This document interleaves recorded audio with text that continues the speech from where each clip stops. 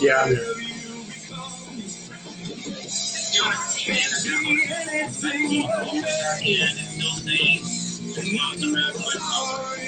Huh. Wow. That's weird. Okay. Yeah, we can just do it on the phone. That'd be fine. We'll just do it that way.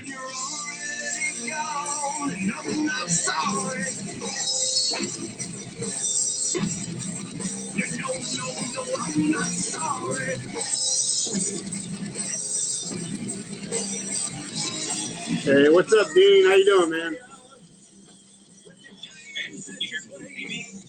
No, I was saying hi to Dean. Dean Rutherford.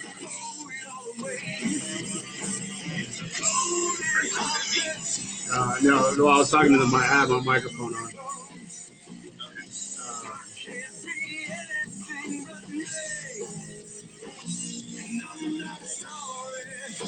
10 Mile Tongue says, what's up?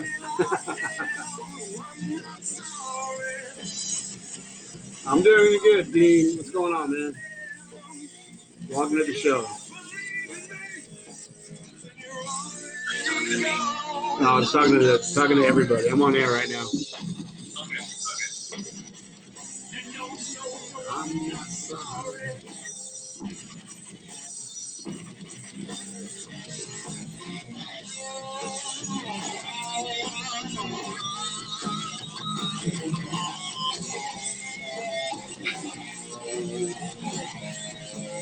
Cool, man.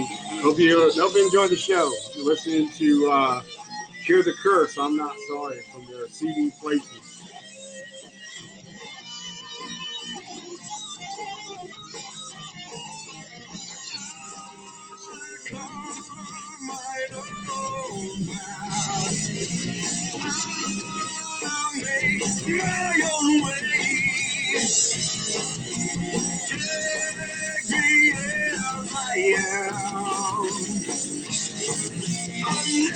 So I got some of your songs too.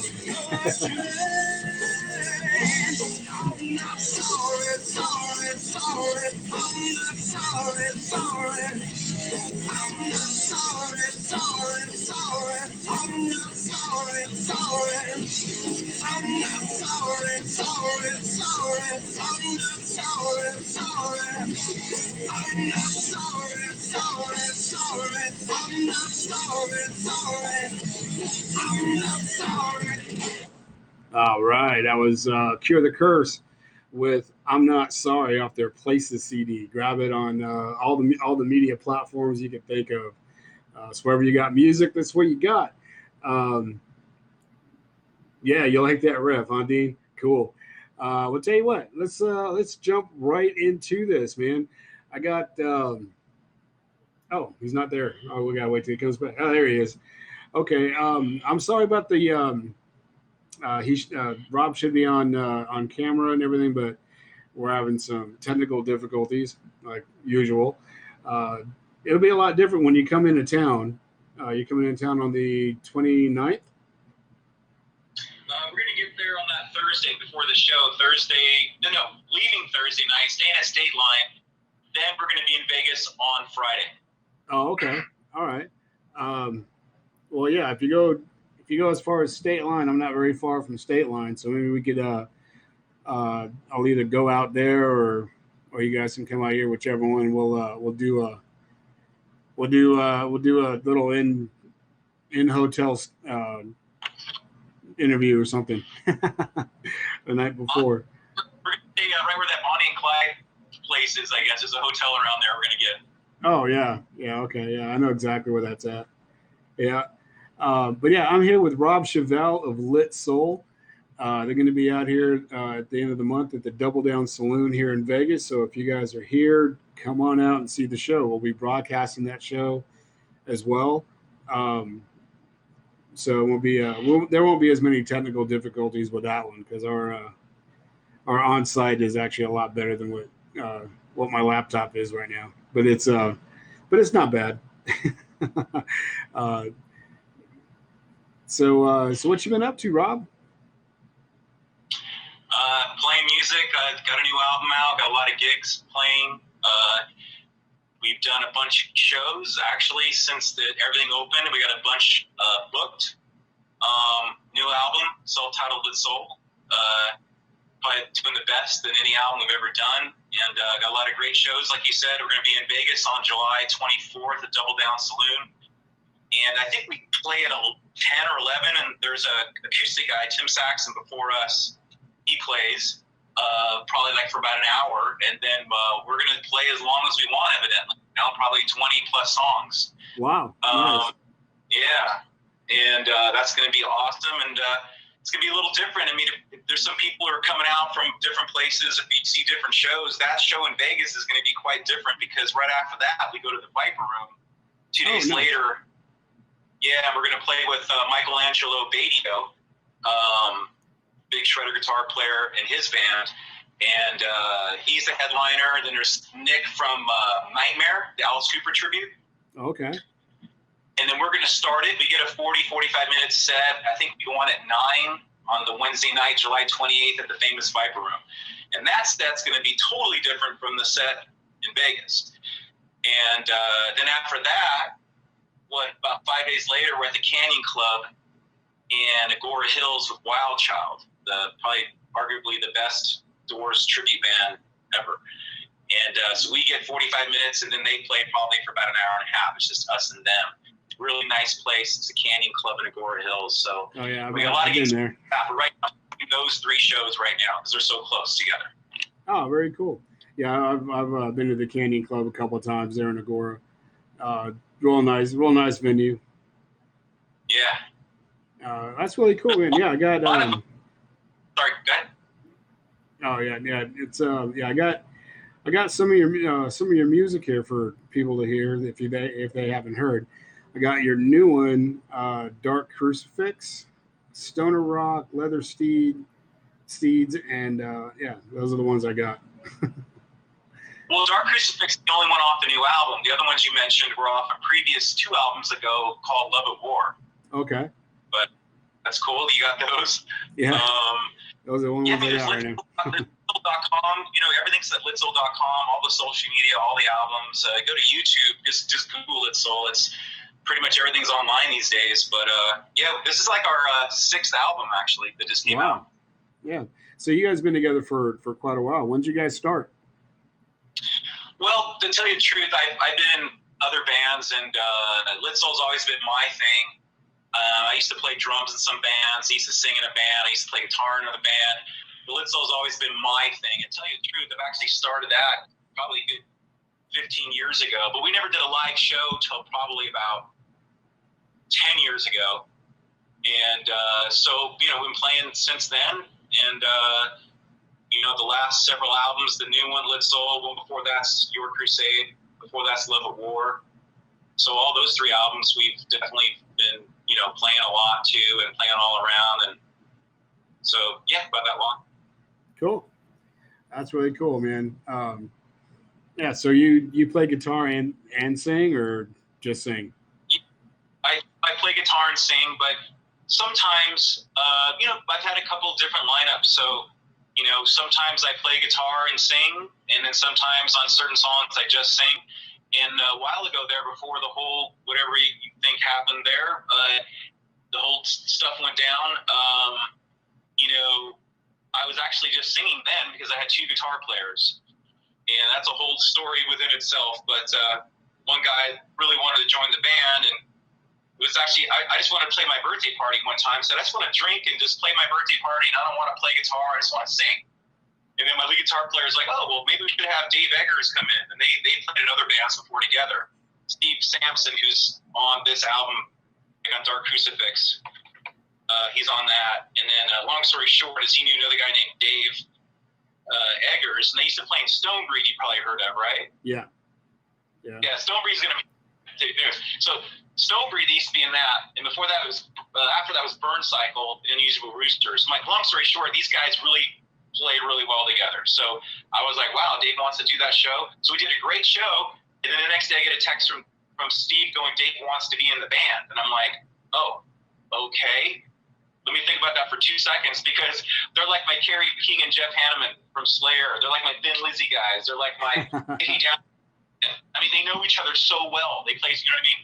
Uh-huh. So we did a lot of gigs like that, but then with the whole thing that happened, and then with Dave and his health and his back, and so he bowed out when all this stuff was happening. We couldn't play at all. So now getting everything back together, he still has some issues. So I just picked up my guitar again. So like I said, I kind of play guitar and sing half of the set. Maybe the other half I just sing, and I have a lead guitar player. Oh, nice. That's really cool that you have, you have a lot of different players that you have to pull from. Yeah. To tell you the truth, my drummer is Ty Dennis. He's a famous drummer in a lot of ways. He played with the Real Doors, the Doors of 21st Century, with Robbie Krieger and Ray Manzarek from the Real Doors. I mean, he played with them for 10, 12 years. Wow. Ian Astbury from the Cult, when he was in that band, Ty Dennis played. Because believe it or not, remember the Storytellers way back when, the Doors were doing their Storytellers on VH1? Mm-hmm. You remember that? Yeah. Yeah. They had like different singers come up, right? Like Scott Weiland from SDP, and Ian Astbury from the Cold, Days of the New. Right. I don't know, whatever people come up there and do songs. And of course, one thing goes to the other. And then they were like, well, Ian Astbury, I think they really liked the most. And so they asked him to do the bands. And he actually left the Cold because he's already in the Whole of Barbarians for a bit. Long story short, then he was in the Doors of 21st Century for a good 5 years, man, touring the world. And their first drummer was supposed to be Stuart Copeland from the Police.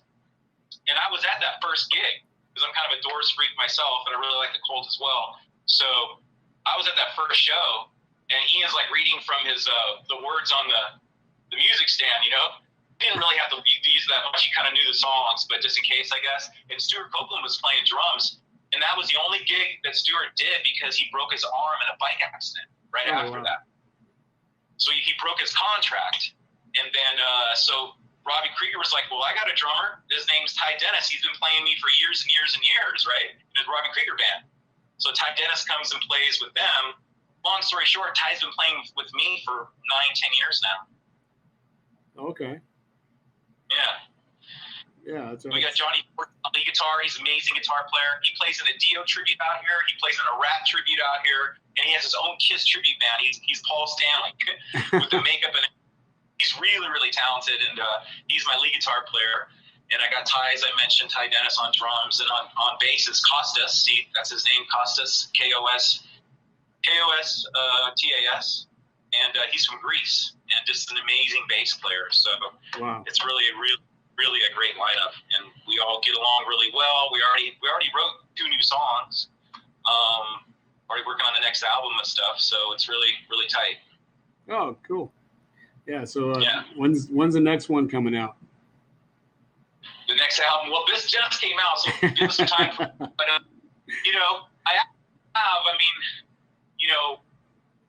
have here. Let me grab this really quick.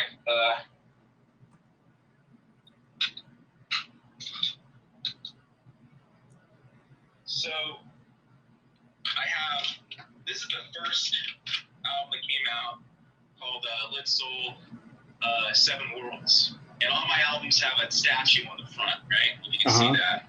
Yeah. That's 7 Worlds. And then after that was poetry music. So this is like 50, 60 minutes of poetry. Some people might go, but it has music accompanying every song. It could be a flamenco guitar to a waterfall to a hard rock riff to whatever. So it's poetry. It's 48 minutes of poetry, and it's got 25 tracks. And again, there's music in it, so it's called Lit Soul Poetry. Then after that was Lit Soul Libertine Dream. This is about 2009, I think, here. And all these pictures I took the cover shot of, except the first one was my mom's picture she took in Naples, Italy. That's how I got the idea. Oh, okay. And this is called Lit Soul Libertine Dream. And then after that was Love of War. This was the biggest one until our new one. There's a song here called Home. If you go on Home, it's a really beautiful kind of ballad acoustic thing. And then it's got heavy hard rock stuff as well. That's Love of War. And then after that was Your Crusade. That was the one right before the new one. And of course, the new one, which is just self-titled Lit Soul. Well, it has no name, just has, that's the name, Lit Soul. So those are those. And then to answer your question, and the reason I brought that up is before the new one that we're working on, I actually have another one that's actually already done. And what it is, it's all the mellow songs. It's a singer-songwriter stuff that I've done. So it's like me playing acoustic guitar, but there are songs like that one that's Home, has over 100,000 views on YouTube and stuff. So you got like songs like that. And off all those albums I showed you, there's the mellow song. So the CD, what it is, it's called When Hearts Pull Daggers. And so it's going to be all the mellow tracks that I've always done. That I've had a couple people say I should do that. So I finally got that done. So I have all the artwork done. Everything's pretty much ready to go. But I'm going to let a little more time breathe. Then I'm going to release that album. Then after that will be the new one that me and the current guys are working on again. Oh, nice. Yeah, so there's a lot of real good things that are on the way, and that's pretty exciting because it's been a pretty dull year when it comes to live music and new music coming out. You guys had a lot of time to write and everything, so that's really neat. So tell you what, why don't you tell me a little bit about Dark Crucifix? What's that? The concept of that, all about. How long did it take you to write that? Yeah, in this album, and I actually did on both of these 2 albums, I had this idea on this one, Your Crusade. This is this is actually an EP, this one. This is a full-blown album, but my point is the packaging is not your traditional jewel case. What it is, it's like the cardboard thing, it's glossy, it has a CD inside, and there you go. So it's very limited to how can I put, all the credits on there, right? So the very last track on this album that I got the idea for that I did, and then I did it on this album, is I put all the credits there.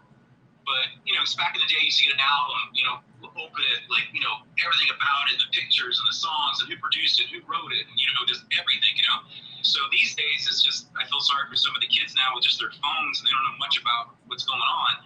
But, so I put a track there that kind of explains, not too much detail, just kind of each song. So it is the last track on this album.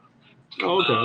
But to answer your question, that particular song, Jeff Jimos was my guitar player for 4 or 5 years before the current okay, so long story. He was in my band for a while. Jess is a pretty well-known guy. He's a really great musician. He's awesome. He's a producer too and all that stuff.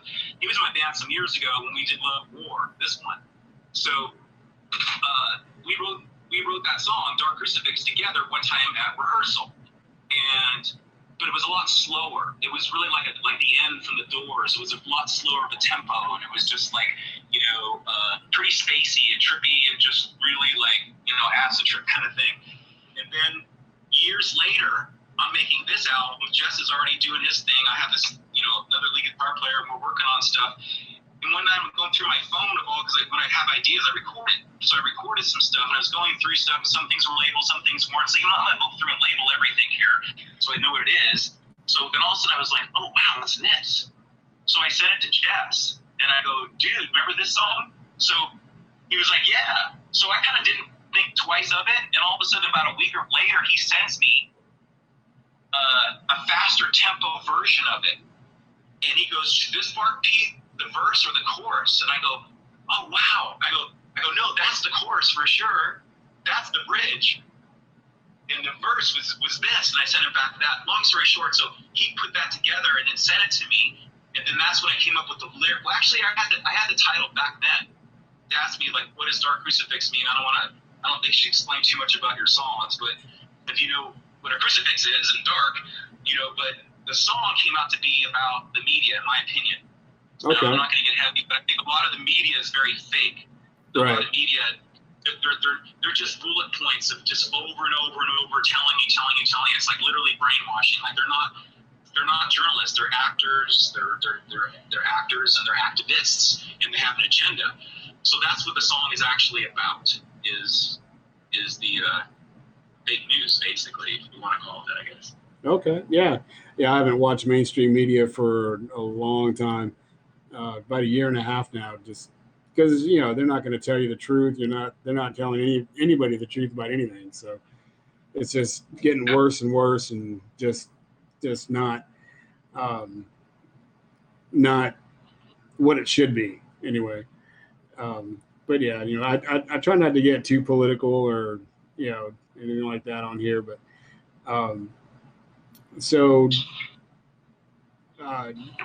getting into your guitar playing. What made you decide on the guitar? Because I know you said you played drums too for a little bit.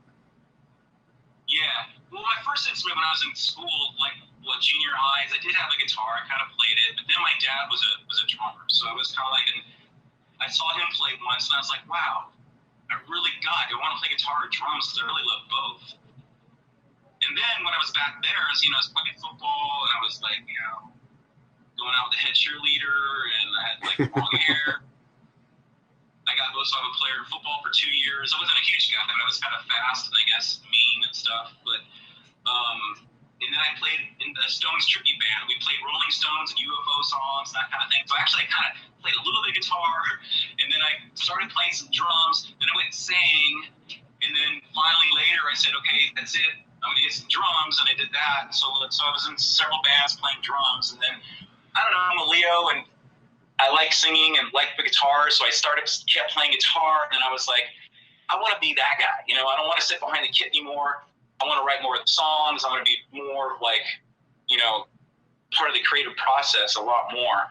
So that's, later on I just came up with Lit Soul, and, so this has been my thing, and now it's really my thing, and I haven't done any other bands in a long time.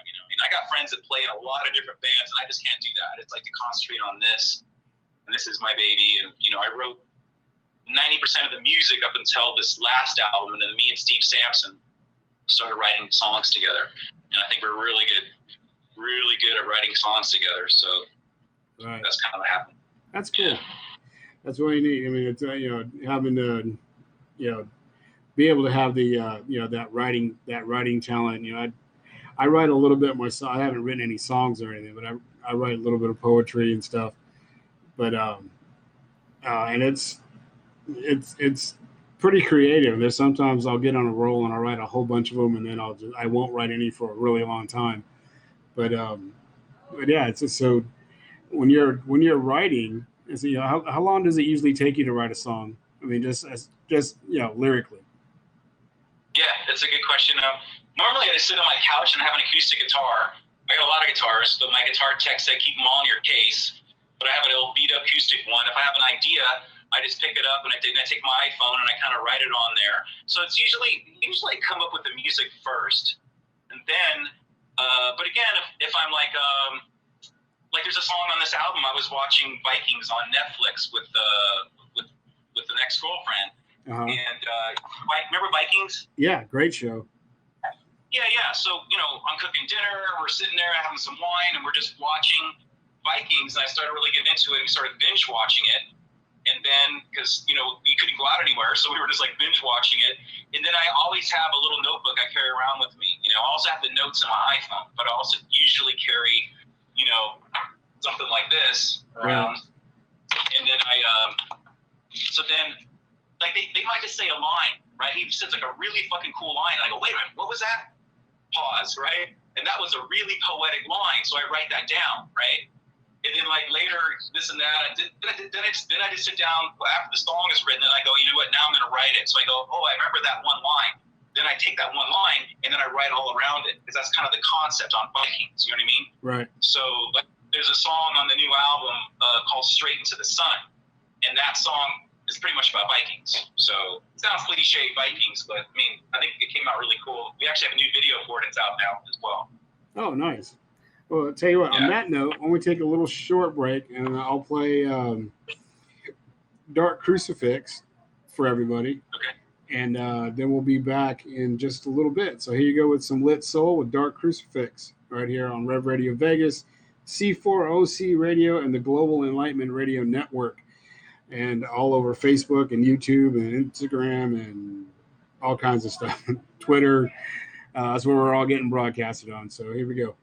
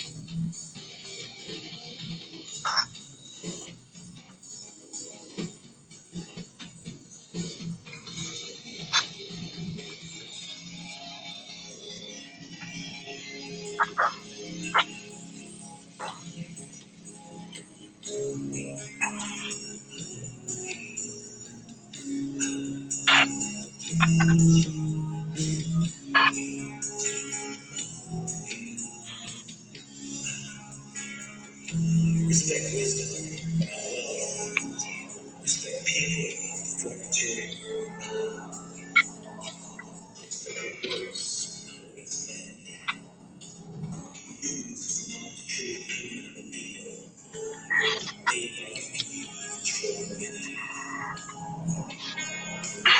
The difference between right and wrong.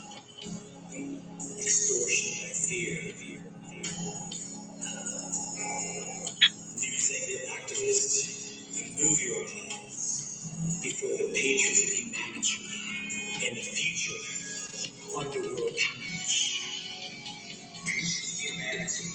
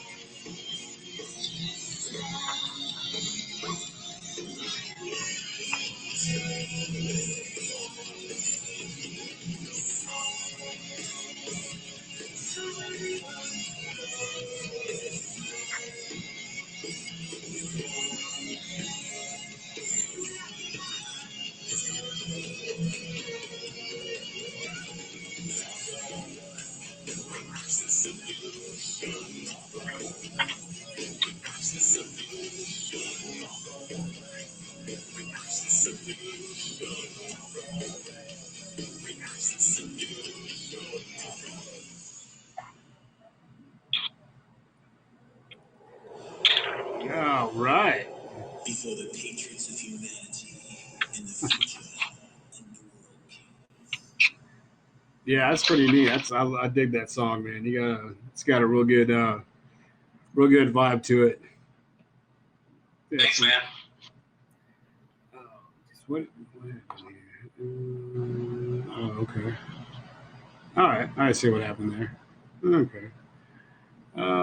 Yeah, I got like two different chats going, or three different. Well, I got a bunch of different chats going. It depends on how you clicked um, on the link and which page you went to. So I got a couple pages open. We got let's see who we got here. We got Kim Miller that just joined in from Washington. She told me she joined this Haps.tv just for me. So thank you, Kim. I appreciate you. Let's see, Marissa Liberty and Dean Rutherford so far is in here.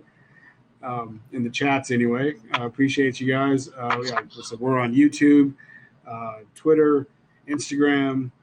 We're all over Facebook. I got like 6 pages on that this is broadcasting on Facebook, and I think Rob shared a couple of them as well on his stuff. So and we also got we got also here we got in the In the Rev Radio Vegas group page, we got Ronald Farrell. He does the Rock and Ron's review. You were on his show a couple weeks ago. Yeah, man. Yeah, Ronald Farrell Jr. is really good, really cool dude. Let's see who else we got. Allison Mason, she's on there. Shannon Vieira, she's on there. Kim was there, then she popped over to here. Jonah Sarr. Jonah Sarr was my guest last week. He popped in here as well. Thanks, guys, for tuning in. Really appreciate you guys. Hey, everybody. Yeah. So let's see. So you believe in the paranormal, right? And UFOs and stuff. Sure. I don't think we're the only, intelligent. Well, we call us intelligent, but in the universe, that's for sure. There's definitely more out there. Oh yeah, yeah. There's plenty more out there than just us. Are you pro flat earther or non-believer pro earther? Flat earther. Nah, I'm not really down with that. Like, people have their ideas. I'm not gonna, whatever you believe. Everybody has a, right to their opinion. But as far as what I can see and all that, I don't think the Earth is flat. I think it is a planet. Right. Yeah. There was this. I saw this funny meme that had Earth, and then it had like this little spaceship coming by, and they're kind of observing us. But they looked at our planet and they noticed that all of our guns are pointing at each other, right? Right. They're not pointing out into space. So they were just like, well, fuck those guys, they're not a threat to us, and they just kind of went about the way. Because that's they have us like so raced out, and everybody's like, oh my God, so, it's part of the whole control thing just to have you fight with the different pigment of skin, or something like that, or different beliefs, because everybody's just like so at each other's throat. They make it seem on the media, you know what I mean? Uh-huh. But then you go out to a club and you meet people, and everybody loves everybody, Right. Oh yeah, definitely. I'm the same way. I had Johnny Lust on the show a couple weeks ago, and he's been a flat earther for about 5 years now, and just had. He had some pretty good points, and I was like, okay, I've never heard it explained that way before, and that's and that's cool, And he's like, oh, I saw your eyes lit up that the light bulb went on, and I'm like, no, I just hadn't had it heard explained that way. It was something, it was interesting. I'm like, okay, that's cool, but I've been on the water, I've sailed around on different oceans, and it's not flat. But yeah, it's not. That's my opinion. But I don't condemn anybody for their opinion, their belief, or anything. They want to believe in anything like that. That's fine. Whatever makes your whatever makes your belief stronger. That's fine. We're all here together, and we just all need to get along. That's all. Treat each other well, and that's it. Totally. My only argument to that is, like, I saw this thing, some guy walked around the planet with his dog. Was it the planet? Something like that. He went around the entire planet with his dog. So I guess if you go from LA all the way across the United States, cross the ocean, go all the way around, back around, if you really did that, you're going to come back to LA, through Asia and all that stuff. And if you want to go ahead and do the poles, eventually you're going to get back to point B, right? So, I don't know how the flat earthers... Yeah. I never really got any heavy conversations about that, because I just thought it was a little bit absurd, but, maybe there's something I don't know, but I don't think so. Yeah, that's true. It's just, I don't know. I don't really make fun of anybody, but that's what you want to believe. That's great. More power to you. But yeah, it's but as far as paranormal stuff, have you ever had any experiences with that? Well, yeah, as a matter of fact, I was driving with my aunt, my mom's sister. We were driving to Hobson, New Mexico. We're going through the desert. And I think I was about 12. And I remember I was sleeping in the front seat of this VW bus, and I had my head against the window, kind of a thing, and had a pillow or something. And then I was dozing off, because I think it was like 2 a.m. or something. And all of a sudden she wakes me up and she goes, Robbie, look. And I was like, what? And I look up and I was, at first I really woke up. So I was like, I thought something happened. I was like, oh, what? I look up here, out my window, up into the sky, and there was this light that was big. And it just looked like a light, but it was different from the stars. The stars were way further away and they were like twinkling. And this one was just kind of like that. And then it would move up and over. It started doing like a square thing. And it would just do this for a while. This kept kind of doing this. To me, it seemed like it was a half hour. It was probably really like about maybe like 8 minutes or something. And then it kept doing this and this and this. And we're watching it. And all of a sudden, which way we're driving, that was like almost right in front of us, like view-wise, looking out. I mean, it's far away, but it was, now we're driving towards it. It was over here. And we just kept watching it for a while. And all of a sudden, it just goes like this. And it's, it goes, Oh, wow. and it was gone. It was totally gone. I mean, I'm completely, utterly, and totally convinced, that was not from this planet. Oh, and wow. it was just hovering thing, and then it was just gone. Like, you couldn't believe how fast it just split. It was almost like this devaporized or like faded away or something, but it was just gone. Wow. It was gone.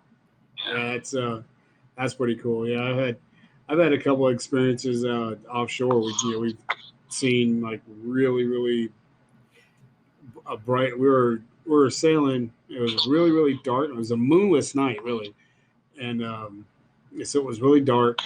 And all you can see is just all the platforms out there, because it's out in the Gulf of Mexico. There's like a billion, oil rigs out there, and they're all lit up.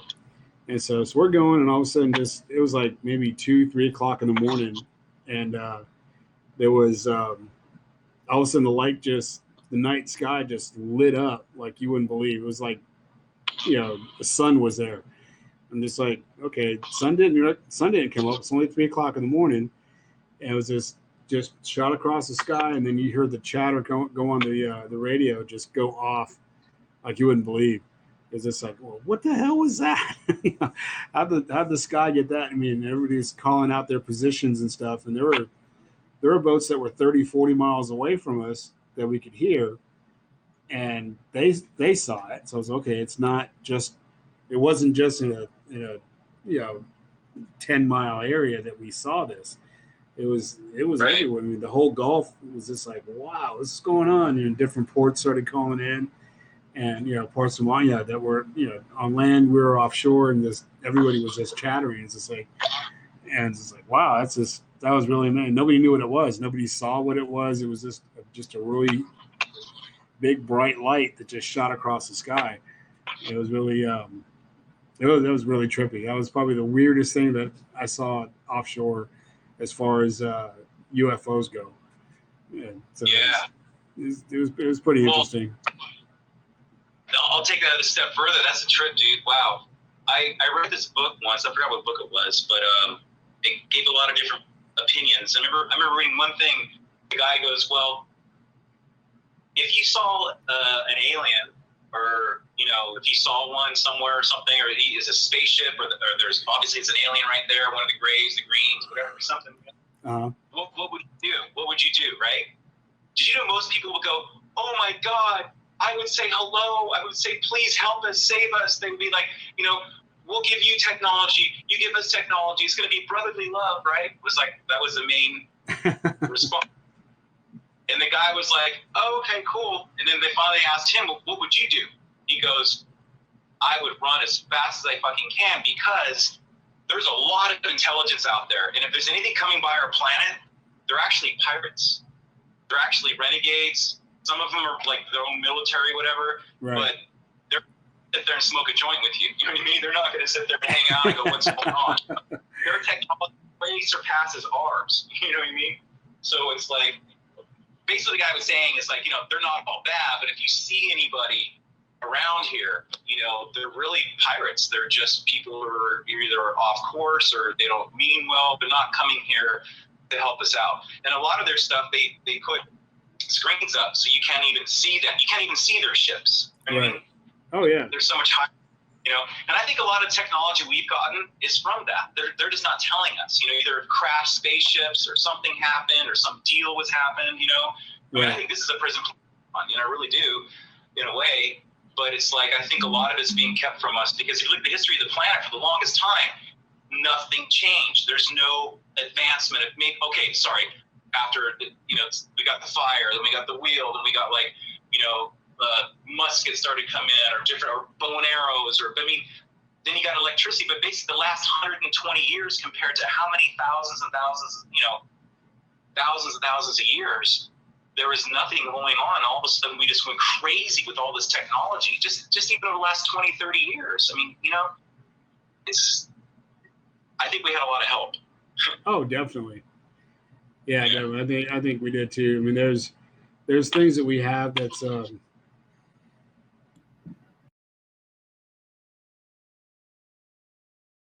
sorry. Oh, ow. There's there's things, like we have Area 51 and everything. There's a lot of, like you said, there's a lot of technology that we have that's how do we know where it can be? We didn't come up with this. I mean, I'm not saying there's no way that we could have come up with it, but we had help. So look at the pyramids and a lot of the ancient carvings that are out there. They can't duplicate a lot of those carvings today with the technology that we have now. Laser cuttings, diamond cuttings. They didn't have that precision cutting for the blocks or some of the buildings that they had back then. And it's just amazing how different things line up with different stars, and it's more than just a coincidence. I mean, that was made on purpose for some reason or another. Then they try to tell you, they built those pyramids, but basically a bunch of men pulling rope with pulleys. Bullshit. Right. Oh yeah. Yeah. I mean, there's steps that are so big that they're steps made for giants. Those are like regular steps for big giant people, and they're taller than we are. The tallest guy around, his head barely hits on one of the steps. It's really neat. I mean, I watch Ancient Aliens all the time. It's because it's real interesting. Some of the things that they come up with and their explanations for it. It's okay. Well, that kind of makes sense. Like the down in South America, they have that lake that's up there. I forget the name of it, but it's they found gold artifacts that the native people made out of gold that looks like an airplane, and it looks like a deep sea diver's outfit, which could be a spaceman's outfit that we know of. Even the Hindu Bible has descriptions of wars that happened way back before anybody's time, because I think Hindu Bible is the oldest Bible known to man, and there's descriptions of wars that were in the sky, different ships shooting things at each other and nuclear explosions going off and everything. We write down what we see. That's what they did back then. That's what the cavemans did back then. They drew out what they saw. I mean, that's why something was bigger than a regular man. It was the size differential, but it's just, it's just really, really interesting to think that we're the only ones out here in the universe. That's just kind of absurd, I think. On this planet, you got the government that runs our education. So the last thing the government wants you doing is looking upwards and realizing that there's more than what they're giving you. You know what I mean? It's like They brainwash the generation. I mean, the Department of Education started in 1979. That's not that long ago, Right. Not that they weren't trying to go before that, but they literally, our kids are being indoctrinated, with false information. Never look at this stuff. Just like there was two sides, to the Civil War. There was two sides to the Um, you know the the Indian Wars. There's two sides to that. They only tell you one side of it, and oh, well, they were savages, and we were trying to do this, and that's not always right. You know, what about the Indian side of it? Books, normally history books are written by the side that won. Right. Yeah. What was that? I was saying normally history books are written by the side that won. If they're right or wrong, they just write what they want the next generations to think that happened. Some could be true, a lot of it could be lies. Oh yeah. They're even trying to rewrite the Bible now too, I guess, but I don't know. And erase history. Not every single piece of history you can be proud of, but at least let's remember what happened so we don't repeat it again. Right. Exactly. Yeah. Everybody's always saying, "Oh, history's bound to repeat itself." Yeah, if you don't look at what happened, change your way of thinking. Okay, well, this is what happened when people thought this way.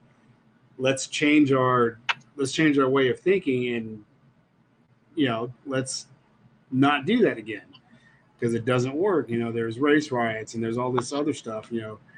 But if you really get down to the nitty gritty of everything, is we all bleed red.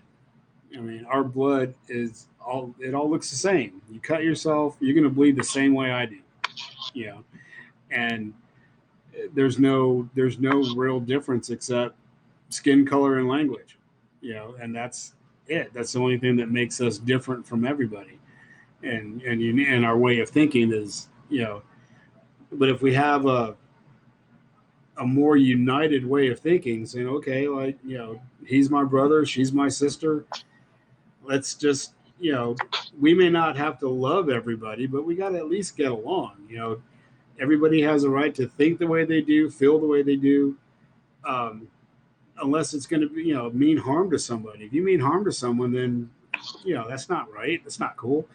And that's one thing about music that I love a lot is you can get people of all different kinds of cultures play one song and everybody's going to either rock out to it, or whether it's rock or R&B or whatever it is, they're all going to get together and they're all going to go, this is cool. It's just like the Garth Brooks concert that happens Saturday.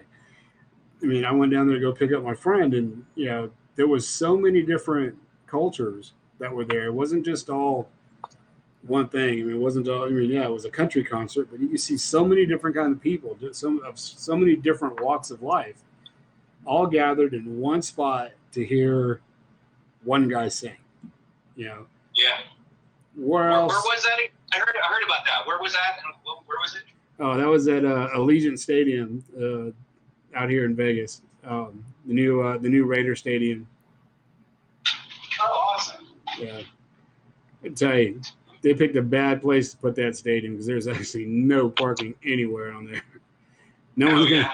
They were gonna parking at the stadium was anywhere between $150 and $250.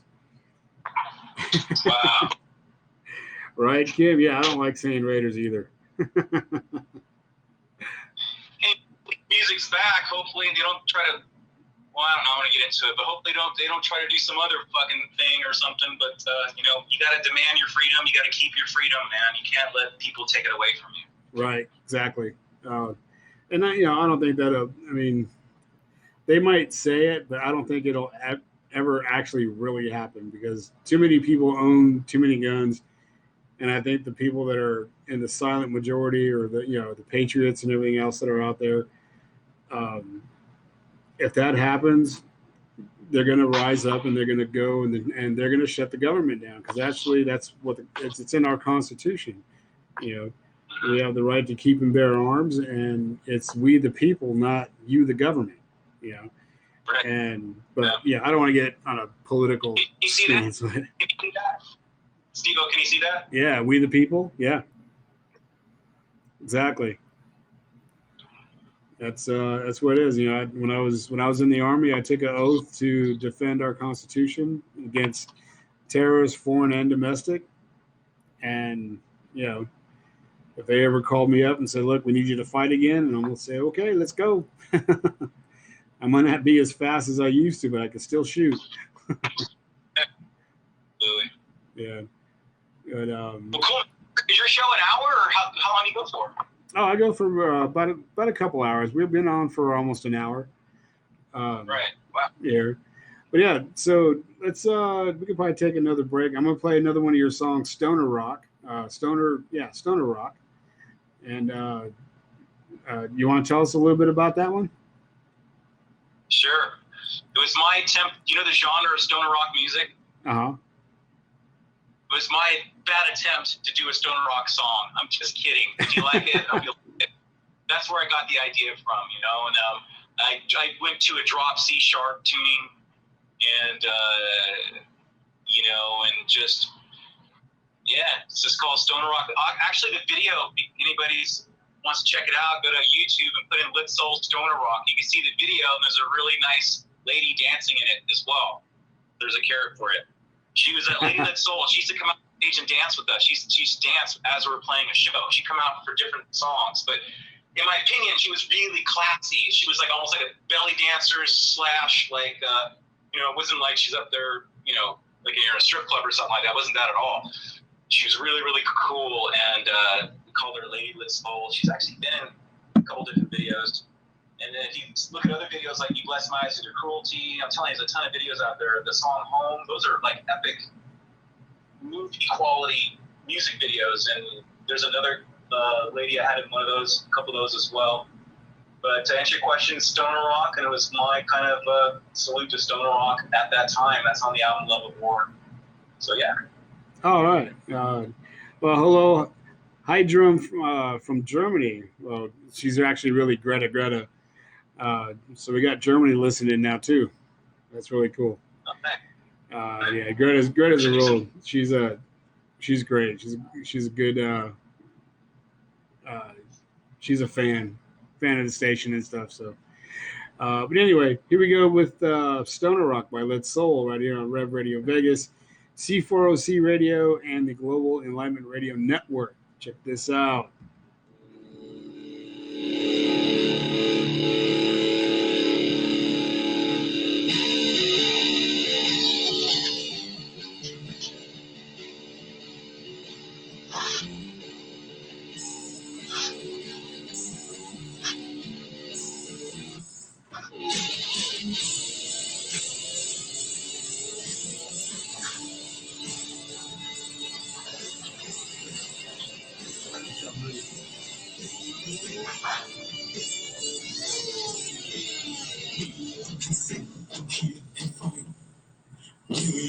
Yes, know your name.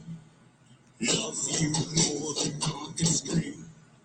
As these words from you became. Brand new day, we bring the change. Through strength and love remains. Never give in, we stitch these words. Lips of evil, we breathe and torch. Patience, eternity. Unking eyes, miss the dream. Prepare for the fight. Fight as those dreaming eyes. Hey, now see the day I wanna be. Now see the way I wanna be.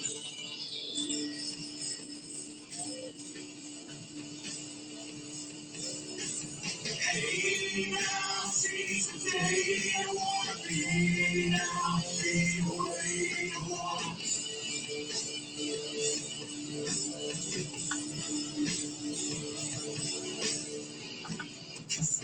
Here and fight. Need the tears to know your name. Love you more than I can scream. As these words from you again. Brand new day, we bring the change. Through strength and love remains. Never give in the speech these words. Lips of evil, you breathe and torch. Patience, love, eternity. Unchain the ties, with the dream. Salute for liar, for the fight. Fuck the animals, trading lives. Hey,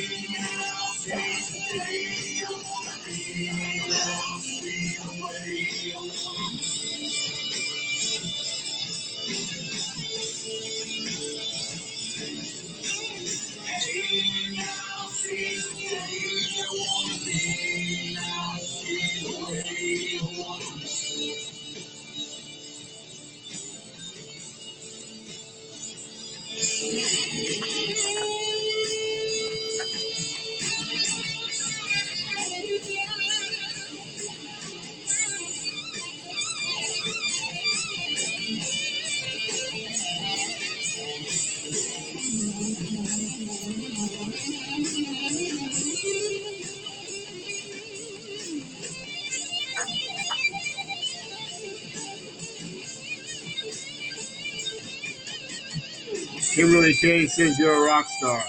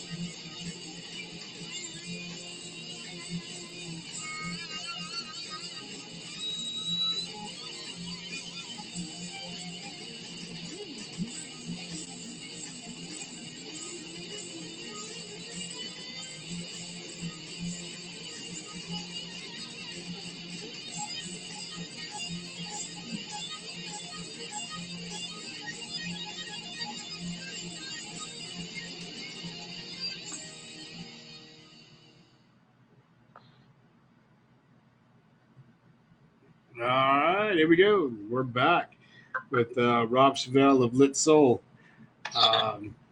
So yeah.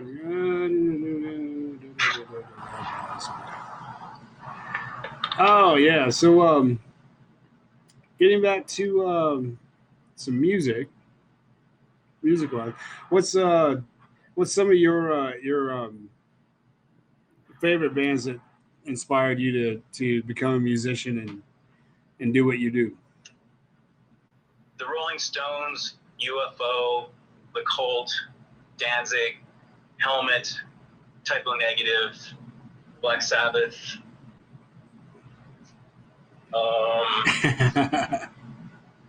Big old tapestry in the back. I mean, I love all the classics, early Aerosmith, Deep Purple. I mean, there's so many things. But you know what?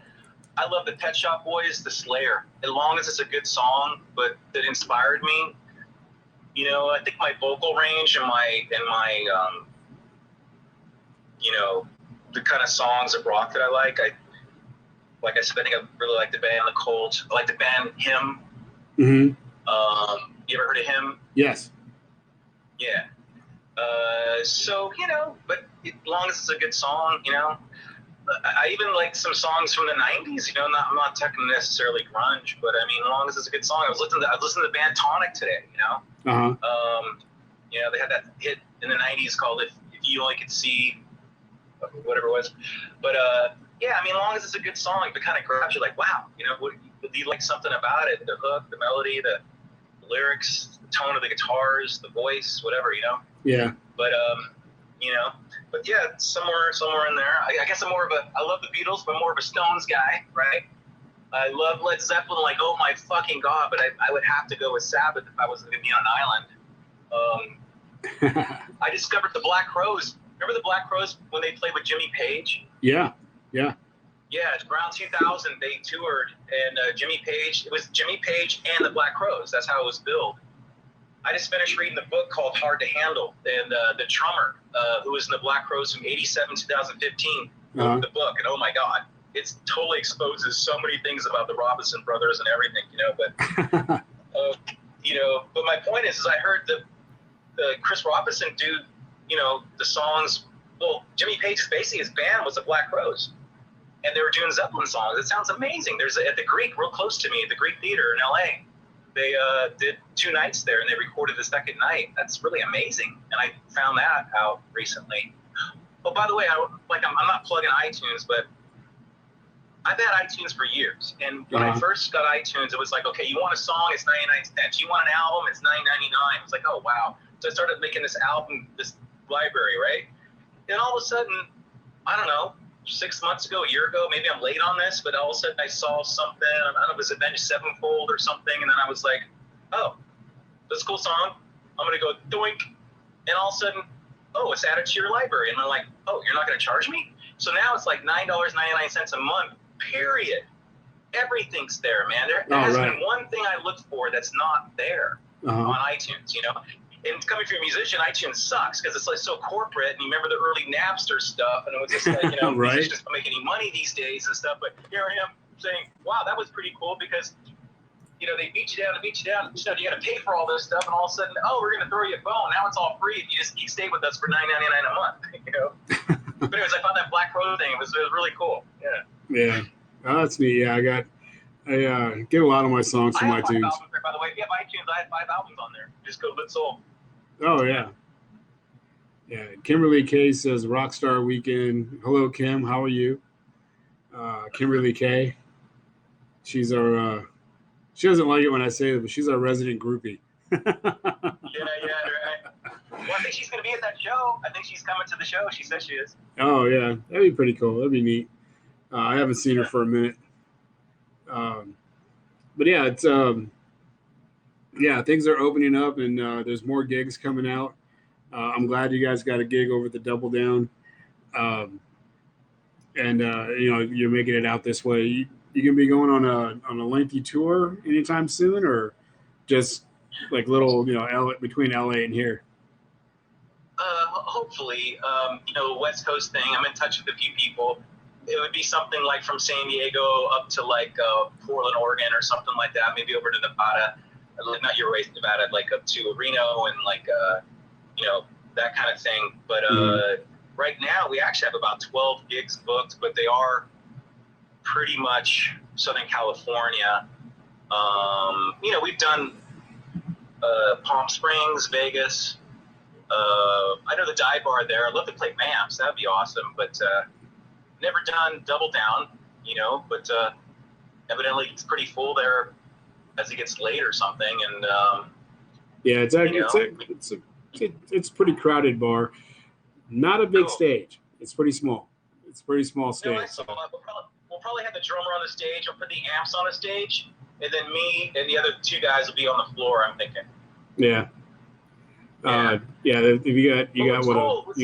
You can play as many songs as you want, I was told. So that's awesome. So we're getting some other songs together. Some really old songs that I've played in a long time, and we might even add a cover or 2 that would be fun to do. You know? Oh, that'd be neat. I'm really looking forward to it, and seeing you guys there. Yeah, totally, man. Let's see. Just we can do a few more questions, if you don't mind. What's the and these like I say, I don't ever, the way that I do my interviews, it's like, you know, we're just having a conversation. You know, there's no format. Yeah, I get that now. Yeah, it's just, like 15 minutes done. Yeah. We usually do. We're talking about aliens that's super paranormal. I'm like, oh wow, okay, I can go anywhere you want to go as long as it's, you know. But I'm good. Yeah. So, worst movie you ever saw in your life that you wish you can get that 2 hours back? Oh Jesus.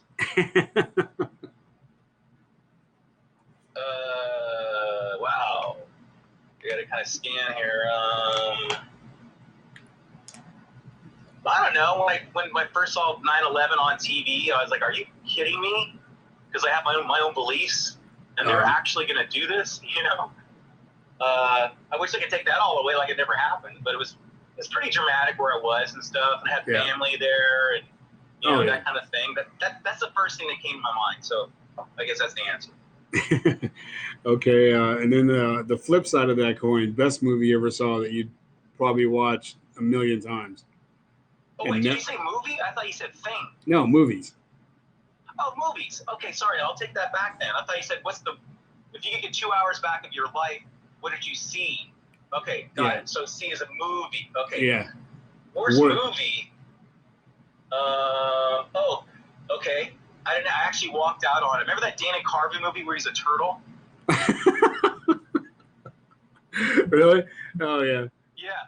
I actually liked Dana Carvey, but my girlfriend at the time went and saw that. 20 minutes into it, we're looking at each other in the theater like, is this for real? She's like, let's go get something to eat and get some wine. And I'm like, done, let's go. We actually walked out of that. That was the worst. I forgot what it's called, but Dan Carvey was being a turtle, some kind of a turtle or something. Oh, wow. Yeah, I don't remember. There's actual movie. It's out there, yeah. Oh, yeah. I think mine was... in the best one? Yeah, the best one. I don't know. I'm more like a Braveheart guy. I'm like a, I love epic movies that leave you wanting to be a better person, Yeah. Something like that. I'll probably think later when we're done with this show, and I'll go, I should have told Steve that. It might sound a little cheesy, but, movies like that I really dig. I've probably seen Braveheart 2 or 3 times, but I guess that's the answer. Oh, cool. Very neat. Let's see. If you could have any sit-down conversation with anybody that has already passed, who would it be? Jim Morrison. You're a Doors guy, so yeah, it makes sense. Yeah. Yeah, there's a lot of people that goes, "Oh, I would have a sit down with Jesus Christ." I think I'd pick. I would pick Lemmy. Okay. I would pick Lemmy from Motorhead. Because I had a lot of conversations with that guy. I've sang him his lyrics to one of his obscure albums in his ear, drinking at a bar, and he totally zoomed in on me. He was so happy to hear somebody singing his lyrics to an album that not many people know. It was March or Die. And oh, he sang wow. a couple of lyrics off a couple of songs in there, and he was just like, fuck yeah, dude. That's awesome.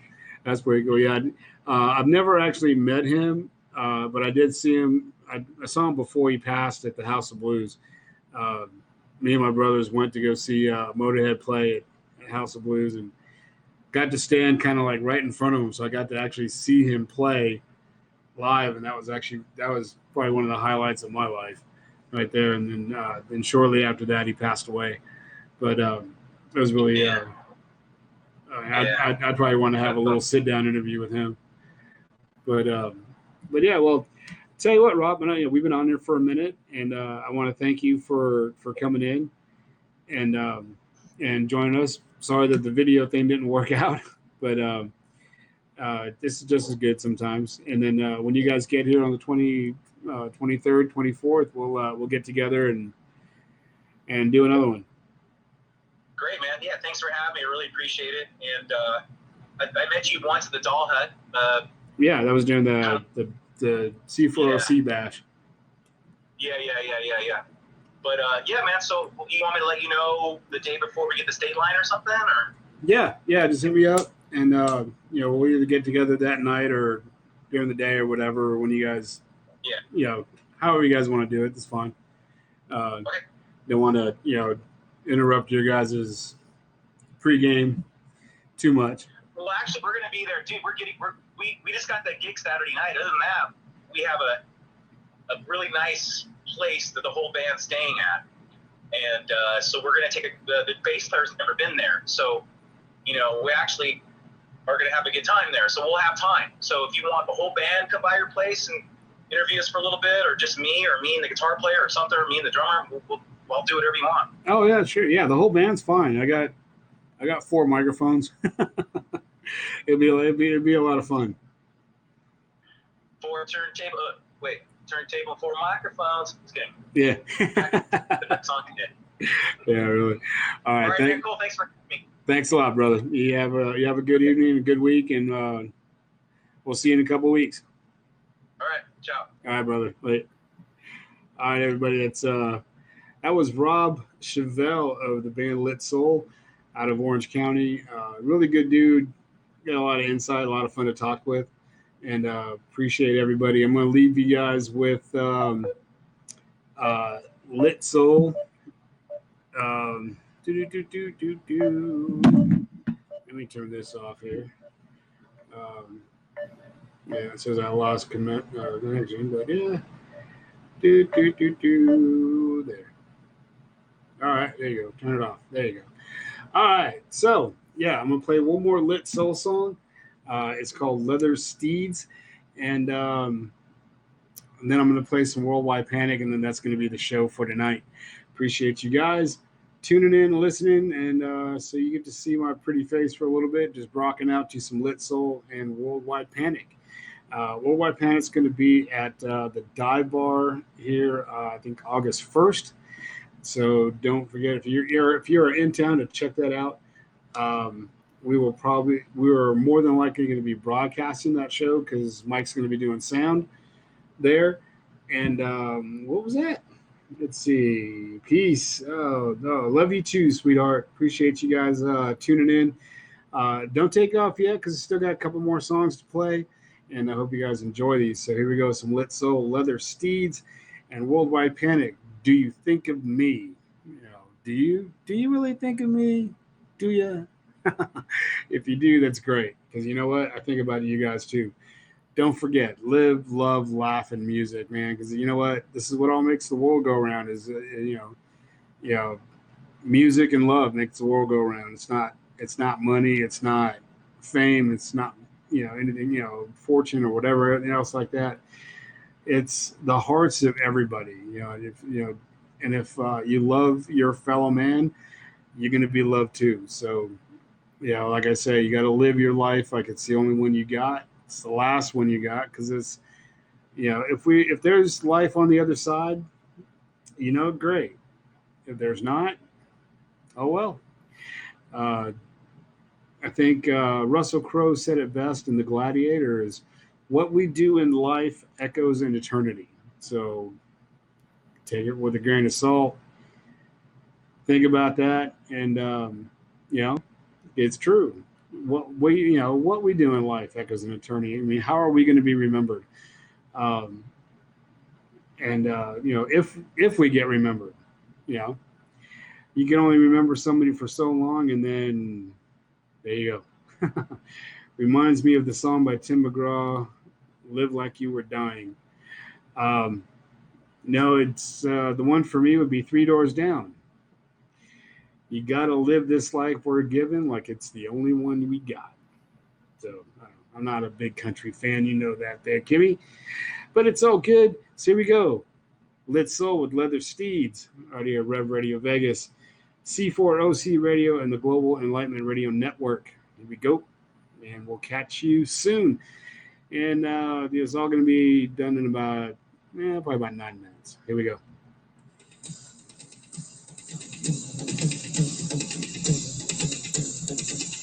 You just like Tim McGraw. It's all good. Come here, Blue. Where you at, Blue? Come here. Come here, Blue. Blue, where you at? There you are. Come here. You guys want to see Blue? Here we go. Here's Blue. Look at the little doggy. Little messy head dog. How you doing, Blue?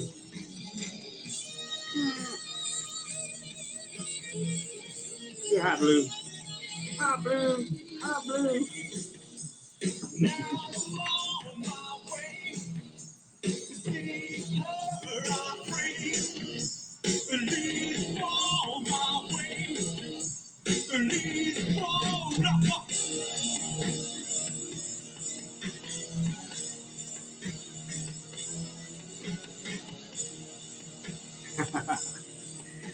Yeah.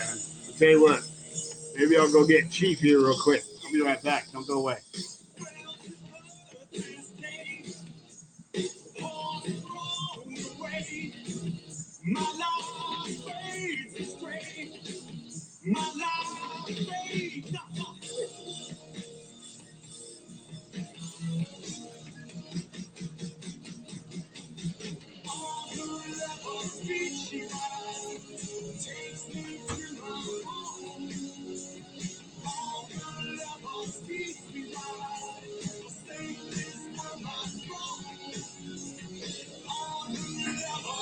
I can start singing "My Dog's Cuter Than Your Dog." Look at this. Look at his face. Look at that face. What's up, Chief? What's my Chief doing, huh, baby boy? Wow. My dog's cuter than your dog.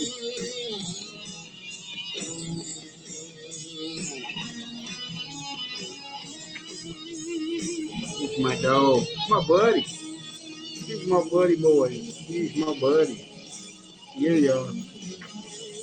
My buddy, huh? My Chief.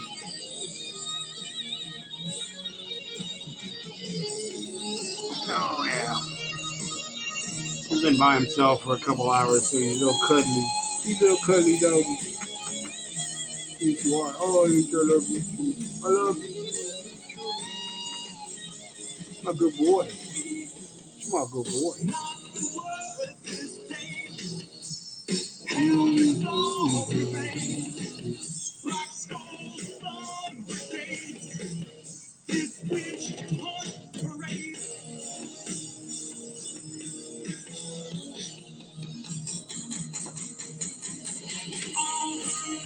Are you camera shy? Oh, look at you. Are you camera shy? Are you camera shy? Oh, I know. I love you, buddy. Sorry I left you all alone. I know. When you get older, you come out all the time. 8 weeks old. How old he is?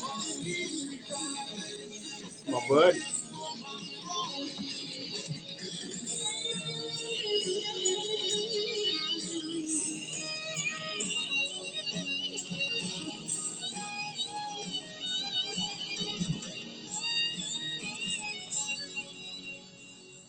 It's my buddy. It's my buddy, Chief. It's my buddy, Chief. How you doing, buddy?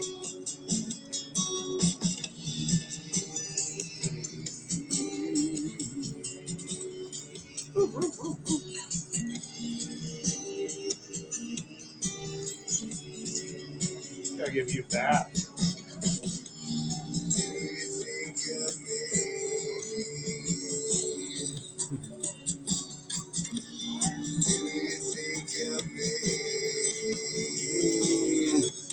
My buddy.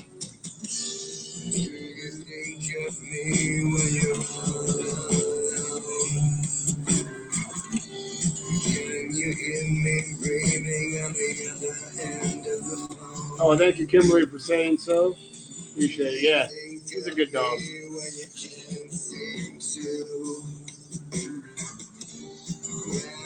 He is a Corky. He is part Yorkie, part Corgi, or Cocker Spaniel, I should say. Good boy. 8 weeks old. Oh, whoa, whoa, whoa. Oh. Here's your good boy. Here's my good boy. Yes, you are. My good boy. These paws he's got. He's got some paws on him. He's just a little guy, too. It's how big he is. It's how big he is. Just right there. He's just a little guy. You get you used to the camera, buddy.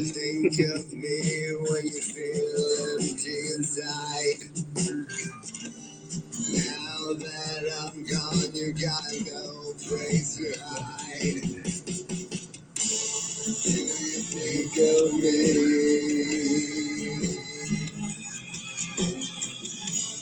Do you think of me? Oh. Oh. You good boy. He's my good boy.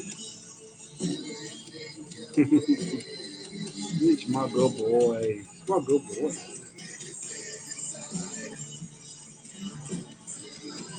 He's my good boy. He is. He's my good boy.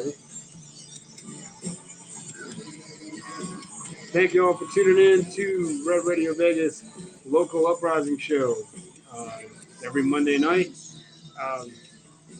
Depending if I get a job this week or not, the Monday morning show is going to be pre-recorded and going to be on on air only, not on video. This is going to be a pre-recorded show Monday mornings. So stay tuned for that. Got other stuff going on as well. So hope you guys stay tuned and keep informed. Appreciate it. You're going to Ocean Shores this weekend. Be home Sunday. Cool. Have a great weekend. Be safe, hon.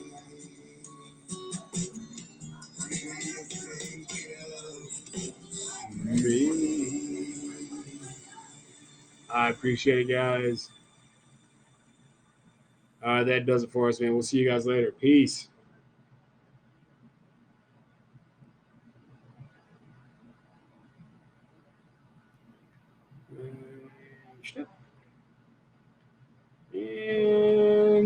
And broadcast.